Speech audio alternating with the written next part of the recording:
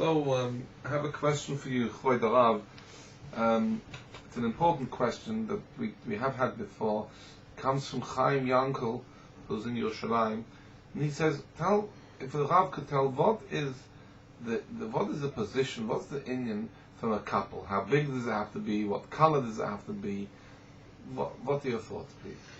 I generally say that you can judge how full a Jew is based on his yamulka, because if his yamulka is a very big yamulka, if it's a very, very black yamulka, if it's a very, very yelvet yamulka, if it's a very, very frum yamulka, then you know this is a frum yid. If, however, somebody's wearing a very, very small yamulka, and it's one of those knitted yamulkas, and it's a homemade yamulka with a pattern, then you know this yid isn't mushlam in his leg, he's not frum, cannot be relied upon, and certainly shouldn't be an aid for witness for any kind of important things. So I would say basically when searching out for yamulka, and it's important to search for the yamulka and allow the yamulka to be found, then I would say what you really need to look for is bigger, is blacker, is more velvet, is more frum.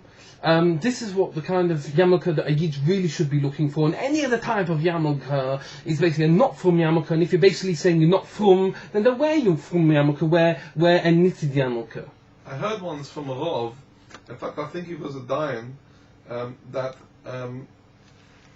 if you go out with a kippah beli seret, so that the couple without a film around it, like a rim, kippah beli seret, so you end up going to seret beli kippah.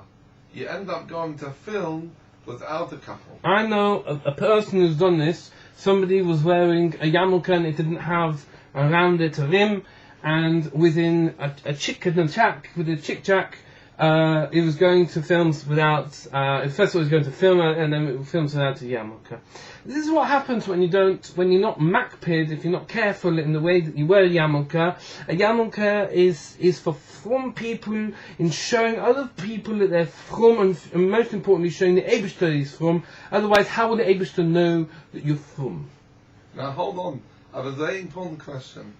If, for example, there was a bocher who he let his Yetzer Hara run his life, chas v'sholom, and he went to a place which a bochrim shouldn't go to, yeah? Is it better he should wear his couple, or he should take off his couple? This type of bocher is probably not even going to be thinking about his yarmulke. Look, there are bocher yeshiva who have enormous Yetzer Haras, absolutely enormous Yetzer Haras, and they have to be very, very careful to make a decision. Are they going to be frum or not going to be frum? If they're going to be frum, then you don't go to such places, and you don't listen to Yetzer Hara. This is the most important thing. And actually, having a very big frum yarmulke is a way of curbing your Yetzer Hara.